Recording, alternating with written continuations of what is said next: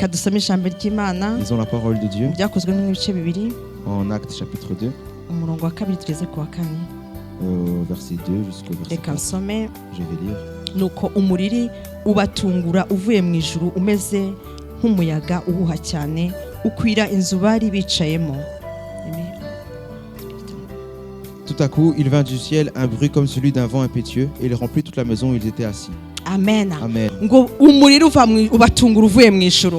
Tout à coup, il vint du ciel un bruit Umeze ngo nk'umuyaga uhuha cyane. comme celui d'un vent puissant, Ukwira inzu impétueux. bari bicayemo. Et il remplit la maison dans Mu laquelle ils gihe étaient batari assis. biteguye ko umuriro uri Ils buze, n'étaient pas prêts à ce que ce bari bruit arrive. bategereje cyakora isezerano. Ils attendaient vraiment la promesse que Jésus leur Bagiye donnait. kumva bumva umuriro uraje. Et à ce moment, ils ont entendu un bruit. Urabatungura. Ça les a surpris. Ntago bari boze ukuntu biri bugende. Ils ne savaient pas comment ça allait se Ntago bari bazi ukuntu produire. Yesu Ils azabigenza. ne savaient pas comment Jésus allait Bari faire. bategereje gusa umufasha uzaza. Ils attendaient le Ngo consolateur qui devait nuko arriver. umuriro uraza ngo urahuha cyane. Et un bruit est arrivé comme Alléluia. un vent Vuga ngo impétueux. umuyaga urahuha cyane. Dit un vent impétueux, Umuyaga puissant. urahuha cyane. Un Amen. vent qui souffle fort. Dusaba Imana ivuga ati mwuka wera ahuha cyane hano hantu. Disons au Saint-Esprit, souffle fort en ce Ntago lieu. ni kubumva nous mwuka entends wera le dire. ahuha cyane. Amen. Saint-Esprit souffle fort Ngo en ce lieu. ukwira aho bari bicaye. Et ça, ce bruit remplit toute la Dore pièce où namwe j'étais. muricaye umwuka wera nahuhe ukwira aho hose. Amen. Vous aussi, vous êtes assis. Que le Saint-Esprit Alléluia. puisse remplir ce lieu où vous êtes assis. Umurongo wa gatatu. Verset 3. Ngo haboneka indimi zigabanije zisa n'umuriro. Des langues semblables à des langues de feu Umuriro leur apparurent, ururimi rujya ku muntu wese wo muri bo. séparées les unes des autres, et se posèrent sur chacun d'eux. Amen. Amen. Buri wese ku giti cye umuriro uramumanukira. Chacun, il avait le feu sur lui. Nuko ngo buri wese ngo agira ururimi rwe. Amen. Chacun a eu sa langue de feu. Imana ifite indimi nyinshi zo Dieu kuvuga a plusieurs langues de Imana feu, ishimwe cyane. alors qu'il soit loué. Ngo ururimi rukajya ku muntu wese wo muri bo. Une langue de feu allait sur Cyame iki chacun, gitondo umuntu wese uri hano umwuka w'Imana chacun akamuza. séparément. Amen. J'aimerais que je Ninde prie uvuze que chacun amen. puisse recevoir cette langue Alléluia. de feu Imana en ce matin. ishimwe ibikore gutyo. Que Dieu soit loué, qu'il le fasse Alléluia. ainsi. Ngo bose buzuzwa umwuka wera Ils furent tous remplis du batangira Saint-Esprit kuvuga izindi ndimi et se mirent à parler en d'autres langues, nk'uko umwuka amen selon que l'Esprit yabahaye kubivuga. leur donnait de s'exprimer. Ni umwuka wera utanga C'est le umwuka wera. Saint-Esprit qui donne le Saint-Esprit. Amen. Amen. Ni umwuka wera utanga. C'est le Amen. Saint-Esprit qui Biva donne le ku Saint-Esprit. Mana itanga umwuka wayo, uwo mwuka wera Ça vient de akawutuzaho. Dieu, il donne de son Alléluia. esprit et le Saint-Esprit est en Ibiraryoshye nous. cyane amen. C'est vraiment Umwuka délicieux. w'Imana niwe Le uza Saint-Esprit, akatuzamo. c'est lui qui vient en nous. Imana y'ubwayo Dieu lui-même, en personne. En Amen. personne. Mu Kinyarwanda muzi ko bivuga y'ubwayo ku giti cyayo. Dieu en personne, Niyizi ikaba muri twebwe. c'est lui qui vient en nous. Haleluya. Amen. Ngo umwuka wera abuzura ngo abaha kuvuga indimi nk'uko umwuka yabibahaye. Imana Le ishimwe. Saint-Esprit a rempli le lieu, il leur a donné de parler en d'autres langues comme lui l'a décidé, comme le Imana Saint-Esprit l'a ihabwe décidé. icyubahiro. Que Haleluya. Dieu soit loué. Ijambo ry'Imana muri Matayo 11 umurongo wa 12. La parole de Dieu en Matthieu 11, verset 12. Ngo iratubwira ngo uhereye mu gihe cya Yohana umubatiza ukageza none uyu munsi, ubwo hari mu gihe cya Matayo ariko uyu munsi ni uyu munsi wacu, ngo ubwami bwo mu ijuru buratwaranirwa intwarane zibugishamo imbaraga. Il est écrit que c'est verset combien? 12. Ok. Depuis le temps de Jean-Baptiste jusqu'à présent, le royaume de Dieu est forcé et ce sont des violents qui s'en emparent. Amen. Amen. Mushavuga ati kubera ikiri jambo. Pouvez vous dire, mais pourquoi cette parole? Ngiye gukomeza ubuhamya bwanjye n'abahaye bw'ukuntu numvise umwuka wera mu minsi yashize. Je vais vous donner le témoignage de comment le Saint-Esprit m'a parlé dans les jours. Ukuntu umwuka wera yanawuzuye. Comment j'étais rempli du Saint-Esprit. Baptisé. Baptisé du Ko Saint-Esprit. nabatijwe mu mwuka wera. Amen. Comment j'étais baptisé du Saint-Esprit. Amen. Imana rero ihabwa icyubahiro. Alors que Dieu soit Nari loué. ngeze ahantu nashaka kubabwira ko Imana yajyaga insura nijoro. J'étais arrivé au moment où je disais que le Dieu me visitait pendant la nuit. Uko narushagaho gushaka Imana, Plus je cherchais Dieu, niko Imana yagendaga insura. plus Dieu me visitait. Noneho ikaransanga mu nzozi ndyamye. Il me visitait également dans les songes, les rêves quand je dormais. Imana rero na nijoro irakora. Alléluia. Dieu travaille aussi la Ntabwo nuit. Imana ikora ari uko twebwe turi kubona Il ne abantu travaille bakora. pas comme nous on voit les gens Imana travailler. ikora buri kanya Non, buri il travaille segonda à chaque n'ubu instant, Imana chaque iri seconde. gukora. Imana ishimwe. Même maintenant, il est en train Hari de umuntu travailler. waririmbye ngo uri umukozi w'umuhanga nta kikunanira. Il y a personne Amen. qui a chanté. Imana ihora Tu ikora. es un travailleur expert, Il n'y a rien qui Amen. est trop difficile pour toi. rero imana yajyaga insura mu nzozi ndyamye Alors Dieu me visitait dans mon sommeil. rimwe nkabyuka ngashiduka ndimo gusenga Et parfois je me réveillais en train de prier. rimwe ngashiduka ndimo ndavuga mu ndimi Parfois je me réveillais en parlant en langue.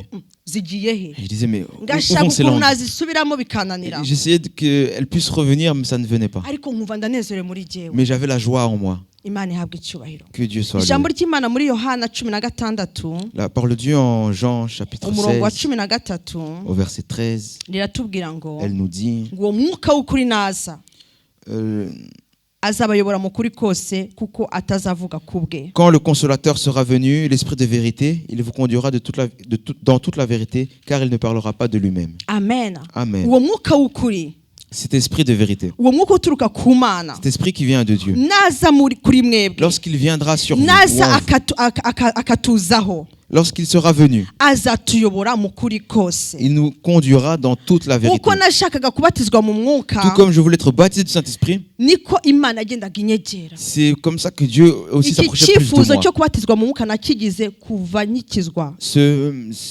sujet de prière, cette volonté d'être baptisé du Saint-Esprit, je l'ai eu dès ma narabivuze conversion. mu gice cya mbere ho gato Je l'ai dit dans la première partie déjà. rero nabyifuje kuva kera nabatijwe maze hafi imyaka 20 nkijijwe J'ai été baptisé du Saint-Esprit après 20 ans de conversion.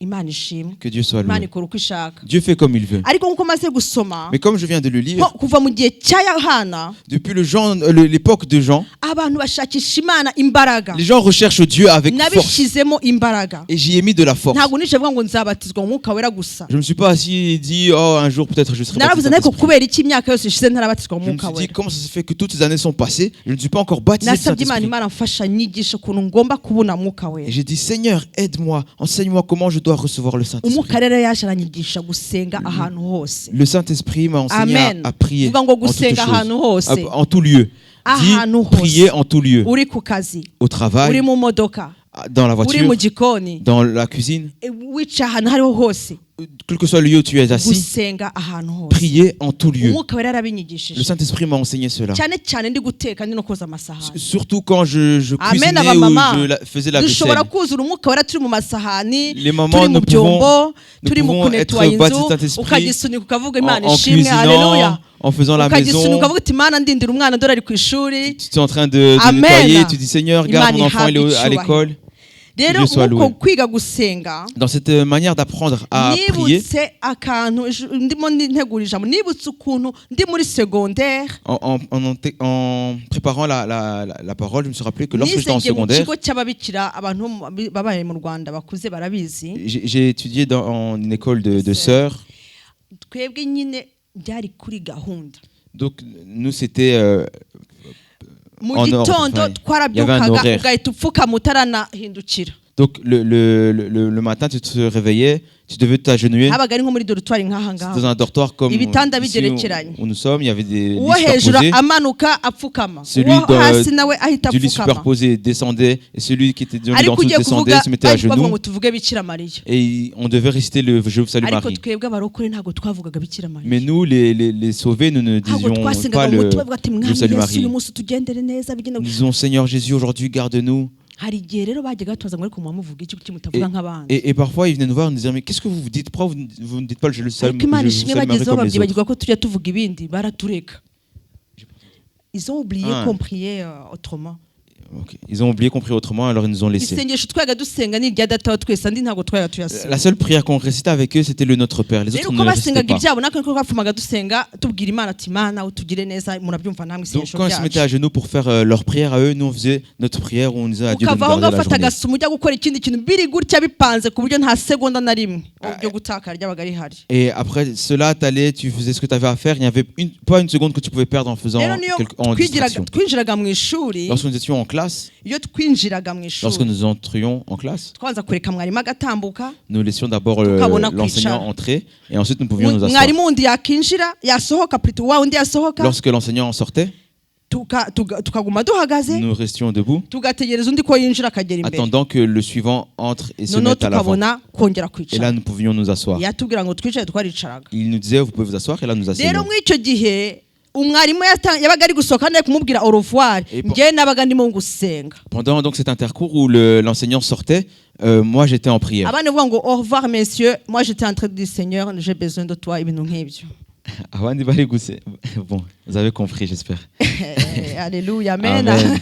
Iyo umwarimu yabaga ari gusohoka abandi Lorsque bavuga ngo l'enseignant sortait, urabeho ko twavuga mu Les gens lui gifaransa disaient au revoir, en fait on le disait en français, c'est pour ça que je viens de le dire en nabaga français. ndimubwira nti mwami Moi je disais Seigneur, girira neza ntabara gira gutya garde-moi, ibintu nk'ibyo. secours-moi, des choses comme cela. noneho mwarimu ari undi yakinje nabwo nkaba ndi mu gusenga abandi bari kuvuga ibyabo njyewe ndimo Lorsque gusenga mu l'enseignant mutima suivant entrait en classe, moi je priais encore dans mon cœur et les autres étaient en train de le saluer. wanjye. bakarangiza kumusuhuza twicara nanjye ndangije Et gusenga il finissait de le saluer, on s'asseyait et moi aussi kandi j'avais koko fini de nari mfite prier. ibihe byiza muri segonderi Imana Et j'avais ishimwe des bons moments amen. avec le Seigneur pendant la secondaire. murumva ukuntu umwuka wera atwigisha Vous gusenga voyez comment le Saint-Esprit nous apprend à nta prier. rwitwazo dufite rwo kudashaka Nous Imana n'avons aucune excuse de ne pas rechercher Dieu. nubwo mu icyo kibikira babaga baguhagaze hejuru kandi ababikira bari ku bana b'abasegonderi wabaga ufite ubwoba amaseri yaratambukaga umutima ukamera gutya. Et même si dans ces écoles de sœurs c'était très strict, les étudiants avaient très peur, etc. On n'avait aucune ariko excuse. Imana aho naho yari yatwigishije gusenga. Et en ce lieu, Amen. Dieu nous a appris également à Imana prier. ishimwe rero umwuka wera Amen. Que yatangiye Dieu soit yongeye loué. anyigisha ikintu cyo gusenga ahantu hose. Et le Saint-Esprit donc m'a de nouveau enseigné à prier en tout lieu. noneho iki numvaga muko gusenga nigishwe gusenga nyine nsinziriye. Et dans cette manière de prier, Dieu m'a aussi enseigné à prier en dormant. murumva ko Imana none dusinzirira Vous dukoresha. voyez que même lorsque nous dormons, Dieu nous utilise. Amen. Amen. rero nabwo ikindi kintu Imana yanyigishije cyane Autre chose que Dieu m'a enseigné, ni ukuramya c'est adorer. guhimbaza Imana. Adorer le Seigneur. ntaba ntari gusenga ngahimbaza Imana. Si je ne prie pas, j'adore Dieu. noneho muko gusenga nabwo nkumva mwuka wera ari kugenda ampa ibyifuzo nkumva natanya nko gusenga nkumva icyifuzo kiraje nkumva izina runaka riraje Imana inyigisha gusenga. Et pendant que je priais, j'entendais comme le Seigneur me conduire à prier pour une personne, après pour un sujet de prière, et Dieu m'a enseigné à prier comme cela. dusome ijambo ry'Imana muri Yohana 14:21. Lisons la parole de Dieu en Jean chapitre 14 verset 21. ufite amategeko yanjye akayitondera niwe unkunda kandi unkunda azakundwa na data nanjye nzamukunda mwiyereke amen. Celui qui a mes commandements et qui les garde, c'est celui qui m'aime. Et celui qui m'aime sera aimé de mon Père. Je l'aimerai et je me ferai connaître à lui. Amen. uko narushaho kwegera Imana Plus je m'approchais de Dieu, uko narushagaho no gusoma ijambo ry'Imana je lisais plus la parole. numvaga nkunze ijambo ry'Imana. J'aimais beaucoup lire la parole. noneho bigatuma amategeko y'Imana aba muri Et jyewe. ça faisait que les commandements de Dieu étaient en moi. Yesu rero nawe akankunda amen. Et Jésus lui aussi m'aimait Alléluia. Iyo plus. turi mu Amen. ijambo Yesu Lorsque nous aradukunda demeurons dans la parole, akaza akabana natwe Jésus nous aime et demeure avec kandi nous. Imana ikatwiyereka. Et Dieu se montre à nous. 23 Verset 23. Yesu aramusubiza ati umuntu nankunda azitondera ijambo ryanjye na data azamukunda tuzaza aho ari tugumane nawe. Amen. Jésus lui répondit, si quelqu'un m'aime, il gardera ma parole. Et mon Père l'aimera. Et nous viendrons à lui et nous ferons notre demeure chez lui. Amen. Amen. Amen. Mu gifaransa bivugise neza En français, c'est très bien dit. ngo demere kugumana Demeurer. ni nko guturana. C'est comme vivre avec. Imana Demeurer. ishimwe amena. Umuntu Dieu soit loué. nankunda akitondera Donc, si ijambo quelqu'un ryanjye. m'aime et qu'il garde ma parole, Alléluia. Amen. Jewe na data Moi et le Père nta shwa tuzaba tugifite. n'aurons pas d'autre choix. Reka ntibishoboka en fait. En fait, ce n'est pas possible. Imana en fait. ni ijambo hari ijambo nayo iraza ikahatura. Dieu est parole et Amen. là où il y a la parole, il vient, il demeure. Ibisa birasabirana. Ce qui se ressemble se Hein, cherche. ceux qui se ressemblent s'assemblent. Amen, s'assemble se Amen. cherche. Amen. Donc nashimana ifite kubera ijambo riri muri wowe irahungabana ikavuga ati il faut que tugenda. Donc Amen. le Seigneur, parce que lorsqu'il y a la parole de Dieu en toi, il se dit, ah, il faut que j'aille Ijuru dans cette personne. riramanuka rikaza Le rigaturana ciel descend nawe. et il demeure en toi. Alléluia. Imana ihabwe icyubahiro. Que Dieu soit loué. Alléluia. Amen. Nkuko gushaka Imana rero Donc dans cette manière de rechercher Dieu, kandi ndimo gusenga et pendant que je priais, twari dufite ibihe byo gusenga n'umutware wanjye nous avions des moments de prière avec mon mari. nuko igitondo kimwe rero Et un Alléluia. matin, alors, igihe cy'Imana kijya kigera amena le temps de Dieu arrive. Amen. igitondo kimwe turapfukama hari mu masaa 10:10 Ça communique. saa 5h 4h Ok, un matin, on s'est réveillé, il était dans les 4h du matin, nuko 4h30 du mbwira matin. umutware ntariko uwajya gusengera hasi tutaderanja umwana. Et j'ai dit à mon mari, allons prier en bas pour pas déranger Twari dufite Ethan yari mutoya akivuka. les enfants. Ethan venait de naître, il était encore un bébé. nuko hari igitondo cyo kuri 20 narabyanditse kwari kuwa kabiri 20 z'ukwa munani 2013 C'était une certaine date. 20 du 8. Voilà, j'ai écrit la date, le 20 du 8 2013. alors mbwira umugabo nti tujye gusengera J'ai hasi dit à mon mari, allons prier au rez-de-chaussée. arambwira ati reka tugume aha hano Imana iratwumva Il a dit, restons ici, ici également Dieu nous écoute. nuko duhita dupfukama aho ngaho Alors on s'est agenouillé Imbere y'igitanda. devant notre lit. tugipfukama Dès que nous sommes agenouillés, twari tuvuga ngo mwami Yesu nous avons dit, Seigneur Jésus. wa muriri haleluya Le feu dont je vous parlais, ariko umuriri ni njye wawumvishe gusa mais le feu, il n'y a que moi qui l'ai ressenti. iyo ushaka Imana Lorsque tu recherches ni Dieu, wowe Imana yiyereka c'est à toi que Dieu se révèle. nibyo n'umugabo wanjye yashakaga Imana C'est vrai, mon mari également ariko recherchait yarafite Dieu. icyifuzo cye ngiye kidahuye n'icyanjye Mais il avait son sujet de prière qui était njye pas mu comme le mutima mien. nari Imana igihe kinini cyane icyifuzo cyo kubatizwa mu mwuka Moi, dans mon cœur, depuis très longtemps, j'avais ce sujet de prière d'être baptisé du kandi Saint-Esprit. nageraga kwiyeza akanya kose Mana nyeza Mana ntunganya Et je nkuraho me icyaha purifiais chaque instant. Seigneur, pardonne-moi, nabwira purifie-moi. umwana namutsikamira agati mbabarira Si je parlais mal à mon enfant, je dis Seigneur, pardonne-moi. Imana iransura rero Et Dieu m'a visité. wa muriri njyewe ndawumva Le feu, là, je l'ai senti. haleluya Amen. numva ikintu kimbomotse C'est comme si quelque chose s'était ouvert. numva imbaraga nyinshi zinjeho J'ai senti une puissance forte vuga venir mu sur ndimi moi. nshyashya bimwe tumaze gusoma Je indimi parlais- ururimi rwanjeho Je amen parlais en d'autres langues, comme nous l'avons lu. Une Alléluia. langue est venue sur moi. indimi zinzaho Les langues sont venues sur moi. iratigita La maison a tremblé. njye nkomeza nisengera Moi, je continue à prier. umugabo wanjye yaje kumubwira nyuma ati njyewe numvishe inzu iri gutigita ndasohoka njya kureba ko abaturanyi bataje kureba ibyabaye Mon mari, moi je priais, mon mari, il a senti la maison qui tremblait, il est sorti voir si les voisins n'étaient pas venus se plaindre. yagize ubwo avuga ati ibintu ndabigera Il s'est dit, mais comment je vais faire, comment je vais gérer cela? Alléluia ariko Imana ije gukora Lorsque amen Dieu vient Imana agir, ni umukozi udasanzwe bene data Dieu est un travailleur kandi ni extraordinaire. umukozi w'umuhanga C'est Alléluia un expert dans son travail. Imana ishimwe cyane Que Dieu soit Zaburi ya loué. 34 umurongo w'umunani Psaume 23 au verset traduire. 7. marayika ngo Uwiteka abambisha amahema yo kugota abamwubaha akabakiza l'ange de l'Éternel campe autour de son peuple pour le guérir amen Psaume 34 pardon. amen Verset 8. marayika w'Uwiteka L'ange de l'Éternel, abambisha amahema akatugota il campe autour de ceux iyo qui le umugabo craignent. wanjye yibukira ijambo Lorsque mon mari se aba rappelle yaravuze cette ati parole, Uwiteka ari kuri contrôle il amen se dit que l'Éternel est au contrôle. njyewe nari namaze kugenda mu yindi mwuka Moi, j'étais déjà dans un autre esprit. amen Amen. ariko ijambo nabitekereje iyi sene ndavuga nti Yesu ndagukunze cyane Mais j'ai Alléluia réfléchi à cette scène et j'ai dit vraiment, Jésus, je t'aime.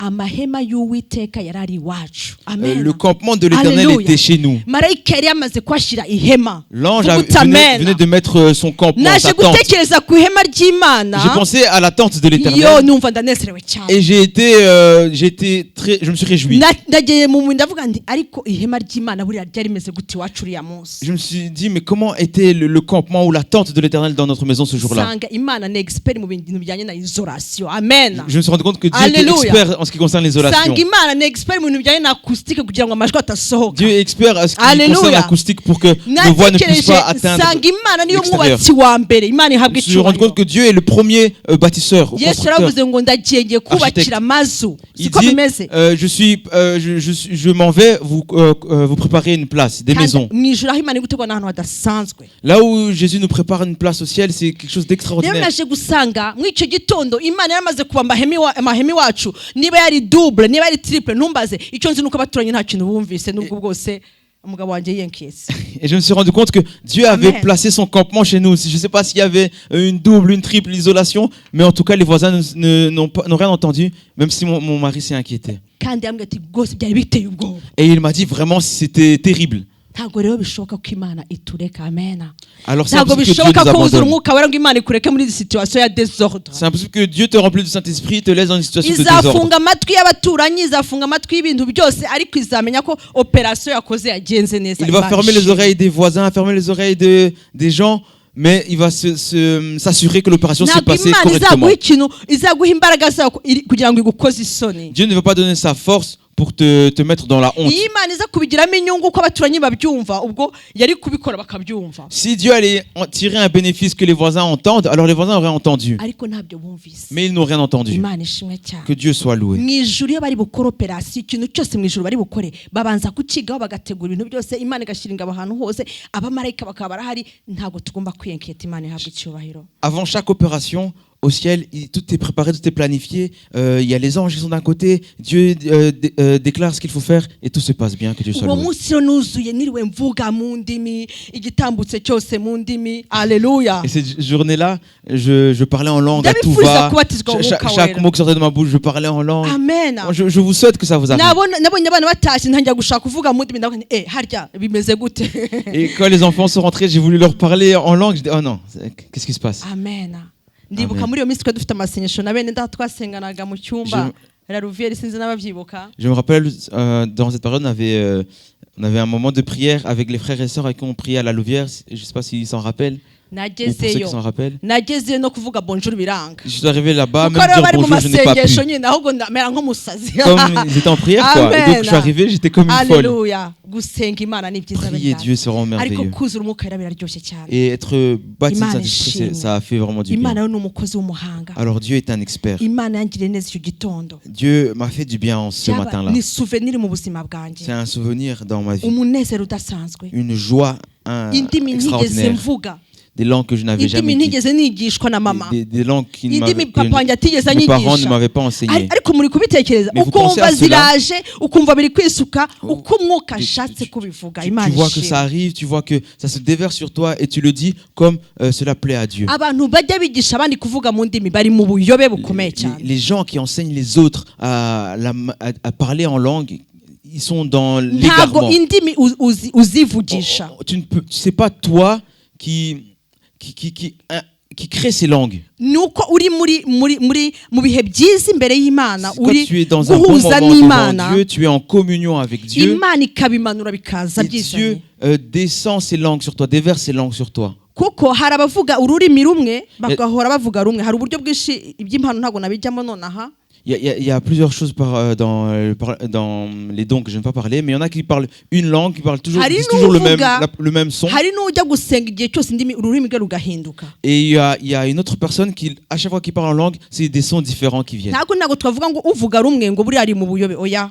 On va pas dire que celui qui a un seul son, qui a une seule manière, il est dans l'égarement. cyangwa uvuga nyinshi ari mu Ou buyobe. que celui qui a plusieurs sons, plusieurs manières est dans l'égarement. ahubwo uri mukuri ni wa wundi ureka mwuka wera akaba Mais plutôt celui qui est dans la vérité, c'est celui qui laisse Dieu déverser ses langues sur uko lui. ibishaka buri munsi uko Imana ibyifuza. Comme Dieu le désire chaque jour, comme Dieu le veut. rero ingaruka reka nzivuge nsoze Alors je vais parler des bénéfices du parler en langue et je vais ibindi bizaza conclure. ubutaha. Et je parlerai de la suite une autre fois. rero icyo cyumweru cy'iyo tariki ya 20 Alors cette semaine-là du 20, Imana yakoze ibintu byinshi mu rugo rwacu. Dieu a fait beaucoup de choses dans mon foyer. ntabwo ngiye kubivuga byose Je ne vais pas tout dire. ariko yabaye iminsi 7 nabajije umugabo irangira ngo harya biti iminsi byagenze hari amahoro mu rugo rwacu hari ibintu byagiye bitandukana Imana yagiye ikora twebwe bigenze gute. Après ces 7 jours, j'ai demandé à mon mari, mais qu'est-ce qui s'est passé? Parce qu'on avait tellement de paix dans notre foyer, il y a eu des situations qui ont été débloquées. iyo natangira gusoma ijambo ry'Imana Lorsque je lisais la parole de Dieu, nahitaga numva imbaraga nyinshi zinjeho amen. je sentais la puissance de Dieu sur moi. Mwumva indimi zibaye nyinshi. Je Mwumva ijambo voulais parler en riraryoshye. langue, la parole était Mwumva délicieuse. sinshaka kuva imbere Je ne y'Imana. voulais pas quitter la présence de Dieu. Imana ihabwa icyubahiro. Que Dieu soit loué. gusenga rero byabaye ibintu byoroshye kuri jewe. Prier est devenu facile pour moi. umwuka rero akakomeza nyine kumpa ibyifuzo nuko yari yatangiye Et le kubinyigisha. Saint-Esprit continue à me donner des sujets de prière comme il m'avait mbere enseigné. sinashobora guhagarara gutya ngo mbashe kuvuga ijambo rinsobanure ngo mbishobore. Avant, je ne pouvais pas me mettre debout et enseigner la parole comme cela. ariko ubu ngubu ushobora kuzana akicara ukambwira ngo haguruka utubwire ijambo nkumva ijambo riraje kandi tukaryiga tugataha. Mais maintenant, je peux être assis, tu me dis, partage-nous une parole, et je peux me lever et venir partager une Alléluia. parole. Ibyo ni ibikorwa byanjye. Tout se passe bien. bya mwuka Et tout wera. ça, c'est l'œuvre du Saint-Esprit. umwuka wera araryoshye. Le Saint-Esprit est ushobora kuba ndi merveilleux. muri magazi umwuka wera akambwira ati ganiriza uriya muntu ngahera kuri kokombure ati si kokombure kuyigura ngahe tukaba turagiye tukaganira kubera ko Imana ifite icyo umushakaho. Je peux être au magasin et Dieu me dit parle à cette personne et je lui parle de concombre, ce concombre il coûte combien, etc. Et puis nous parlons parce que Dieu l'a voulu. amen. ibyo ni ibikorwa byanjye. Ça c'est l'œuvre de qui? L'œuvre du Saint-Esprit. Imana ishimwe ko Que Dieu yahereje soit umwuka loué wera. parce qu'il a Alléluia. envoyé son Saint-Esprit. rero ibi twasomye mu isezerano rishya Ce que nous avons lu, mu isezerano rishya mu byakozwe n'intumwa ce qu'on a voulu dans Actes des Apôtres, dans les Actes des Apôtres, ntabwo ari ibya kera. ce n'est pas des choses Imana anciennes. iracyakora. Dieu agit na nyuma encore muri aujourd'hui. urusengero abandi babatijwe umwuka wera. Il y a d'autres gens dans cette amen. église qui ont été hari baptisés de n'abandi mu Saint-Esprit. maturo ku isi hose Imana Il y iracyabatiza. a d'autres gens Nawe dans uyu munsi d'autres Imana églises dans le yakwatiza mu monde mwuka entier qui wera. sont encore baptisés de Saint-Esprit. Alors ariko toi aussi tu peux subiya le ngo demander. wicare ni ukugira ngo ubwire abandi ni ukugira ngo ukomeze abandi. Et être baptisé de Saint-Esprit, c'est pas pour que tu t'asseyes, mais c'est pour que tu puisses annoncer la parole aux autres. Amen. Mureke duhaguruke Mettons-nous debout. dusenga Imana. Prions. Niba utarabatizwa mu mwuka Si tu wera, n'es pas encore baptisé du Saint-Esprit, niba ugishidikanya, si tu en doutes encore, reka kushidikanya, arrête de douter. reka Imana ibikora uko ibishaka. Laisse Dieu faire comme il le désire. Ihereza Imana gusa. Donne-toi simplement Imana à Dieu. niyibatiza, C'est Dieu qui ariko baptise. ca bugufi ushake mu maso y'Imana. Mais humilie-toi et Nta recherche la mbaraga face de Dieu. nta mugisha ukomeye nko kubatizwa mu mwuka Il n'y a wera. pas de plus grande bénédiction que d'être baptisé du Saint-Esprit. Alléluia. Reka dusenge.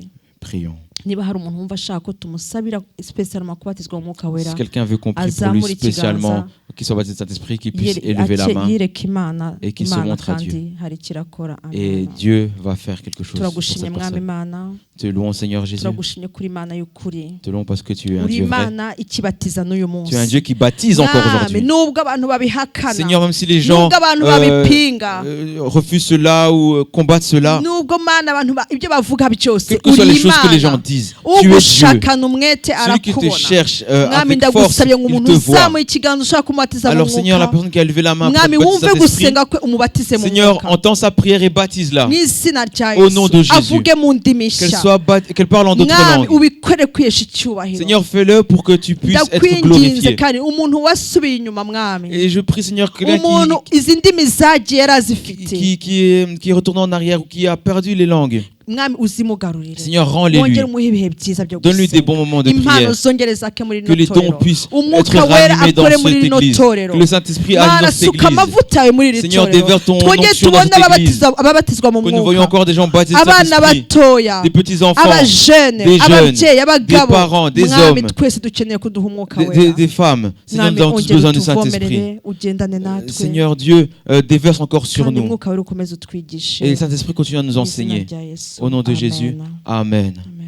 Amen. umara kumwemera nk'umukiza wawe, uhamye mu bandi byo yagukoreye, usabe n'Imana bahishurire Yesu, bahabwe ubwo buntu wahawe nawe. Amen. Amen.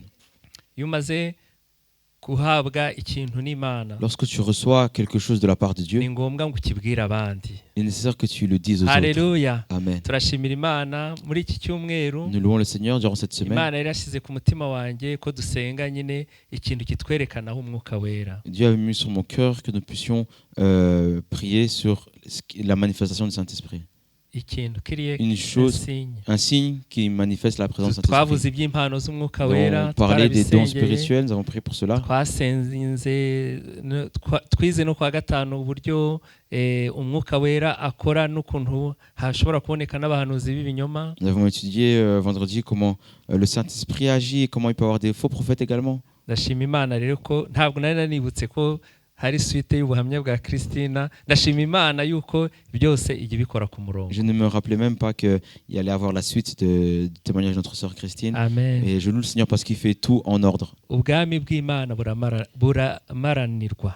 Le royaume des cieux se force. Rero ugomba gushyiramo imbaraga zawe Alors il zose. faut que tu y mettes toute ta force. Ni gakeya cyane abantu batizwa mu mwuka wera batashyizemo batabishatse.